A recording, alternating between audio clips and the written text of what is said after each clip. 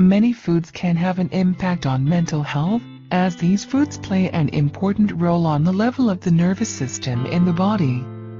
Today, through my health website, we choose to shed light on the most prominent information related to the effect of carbohydrates on mental health. One of the most prominent effects that consuming carbohydrates can have on your mental health is causing anxiety and depression in the long run.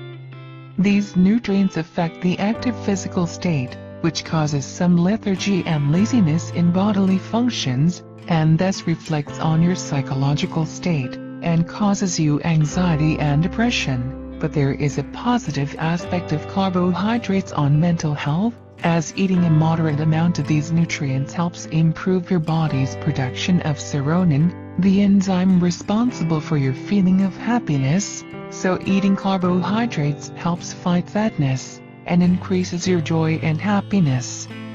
In addition, carbohydrates help supply the body with the energy it needs, because they contain substances that enhance happiness and joy, and thus you feel comfortable and relaxed with physical activity.